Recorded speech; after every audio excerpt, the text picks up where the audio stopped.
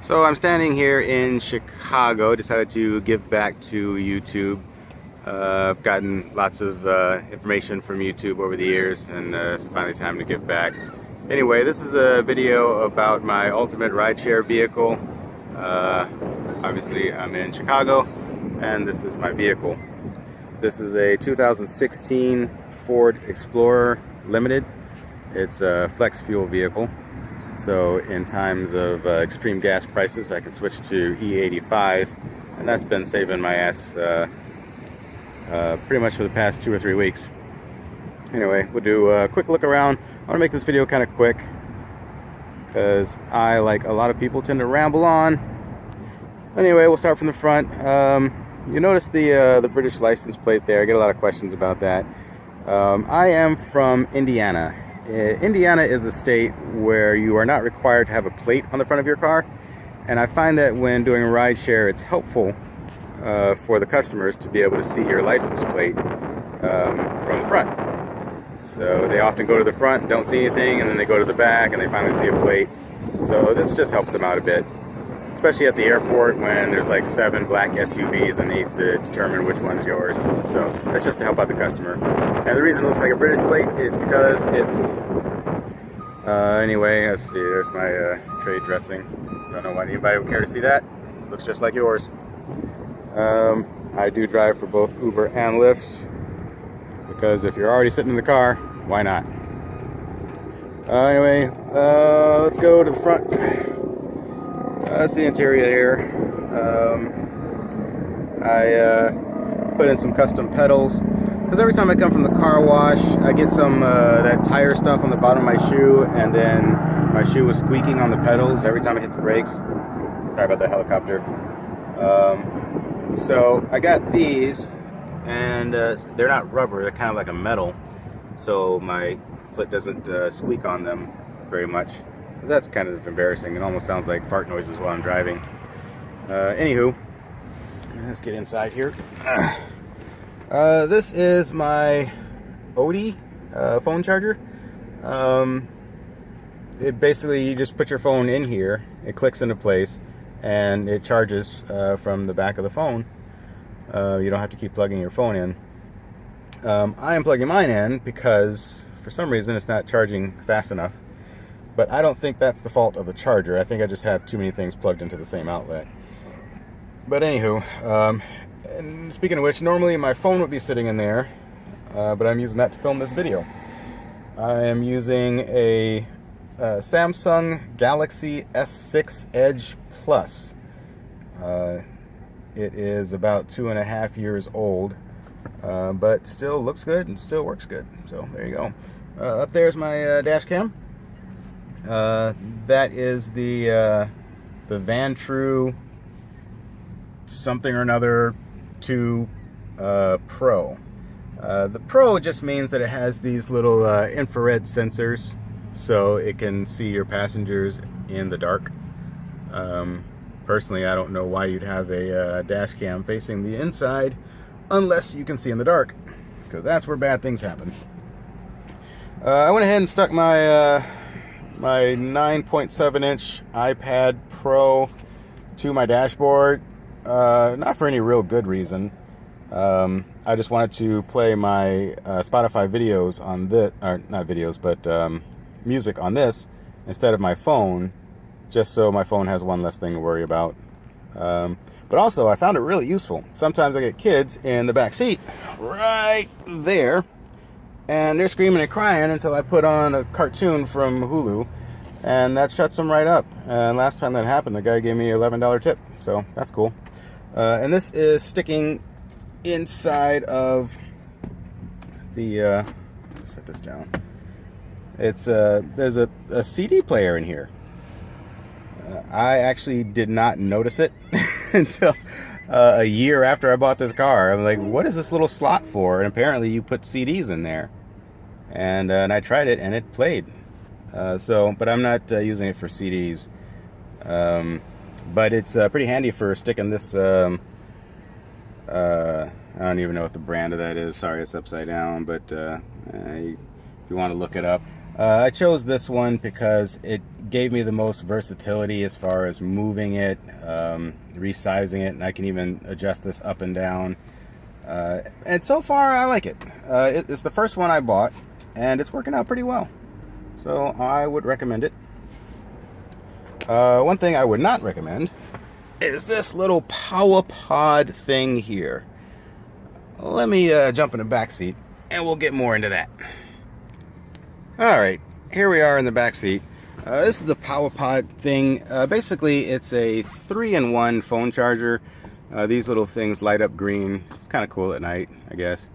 But you've got your lightning cable, your USB-C cable, and your micro USB for your Android.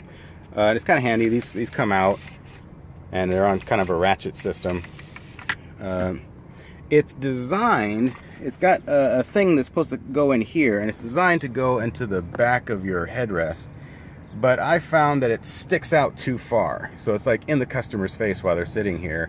And with those green lights on there, they're kind of glaring. So, and then if somebody sits over there, they can't really reach it. So I wanted it in a more central location that didn't stick out in somebody's face. And so I built this little thing. It's just a leftover bit from my entertainment center that I cut up and stuck in the center console armrest. And I drilled a hole in here, and then stuck in anyway. And so the cord runs in here and through there and then down to here and into the USB port. What I don't like about this is that after 2 weeks of use, the lightning one stopped working. It doesn't ratchet anymore. It doesn't stay put unless it just hangs there and then you can't get it back in. And their customer service is less than stellar. I told them about the problem, and they asked me to send a video demonstrating the problem, and I did, and then they totally ghosted me. They just stopped responding. So I asked them, did you get the video? I'm still waiting on a response from you, but nothing. So I sent it on to PayPal, and if PayPal can't get a response from them, then they'll just refund my money. Meanwhile, I just can't recommend it. I like the way it looks. I like the way it's supposed to operate, but it is not functioning as advertised, and I feel it's a little too delicate for this line of work. Oh well. Anyway, on the floor, I don't know if you can see it very well, there might be a glare, but it looks like diamond plate. This is just it's a vinyl runner that you can buy at Menards, and then I just cut it to fit the floor here. And I only did it temporarily during salt season because, like I said, we're in Chicago and salt gets everywhere. But the customers love it. Everybody's complimenting on it because I also have lights under the seats. You can't see them right now, but it looks really cool at night. As soon as they open the door, they see this and the lights, and they just think, oh, it's a really cool car. So I might actually keep it. Matter of fact, I might do another one, maybe a little bit better. As you can see, I didn't cut it extremely smoothly in places. You got this part sticking out, like it feels a little bit longer. I could stuff it under here, but it keeps coming out. So that's something I might fix. I'm getting a lot of good reviews on that. Anywho, let's take a look at the back. See, another thing we don't have in Indiana, or at least the part of Indiana where I'm from, is a lot of red light cameras. So I wasn't really used to that when I started doing rideshare in Chicago. And I was getting tickets in the mail. Like every month I would get another $100 ticket. So to combat this, I decided that I am just no longer going to turn on red. If the light's red, I'm just not going. And people behind me get a little annoyed by that because they think I should go, and so they honk the horn. So I had my father make this sign for me, because he has a sign shop. Basically lets people know this vehicle does not turn on red. And that has alleviated a lot of the honking. Let's take a look inside here. Now, I will sometimes spend the night in my car because driving back to Indiana, while it's only an hour, if you consider it's an hour both ways, that's a lot of driving and not getting paid. So I will tend to sleep in my car and just work again the next day. And so I made this little surface here, this thing. It's just a piece of plywood. I found it in the scrap pile at my local home improvement store. And then I cut it to fit in the back. And I think I did a pretty good job on that. And it fits in here quite nicely. And then I just covered it in carpet to make it look like the rest of the car, like it's supposed to be back here, not some crazy piece of plywood. But this lifts up.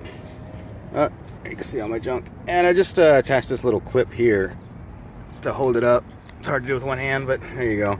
And then that holds it up while I go back here and rummage through my stuff. And I got my blankets and pillows and extra hoodie because it's that time of year where you don't really need one, but then suddenly you do. Got a little cooler there and some water.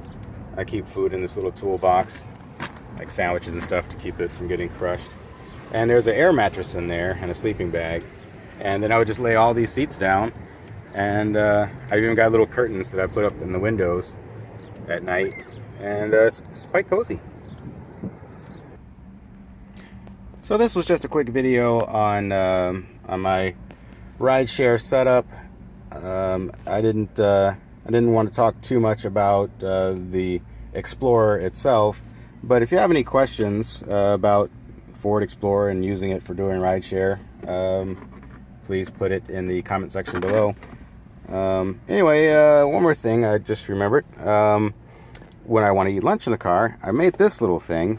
It's basically just a little plastic shelf from a mini fridge, and then I stuck these little metal things here and just taped them on, and it fits right here in my steering wheel, just like so, and sits on my belly, and then I can put my food here, and that's how I eat my lunch.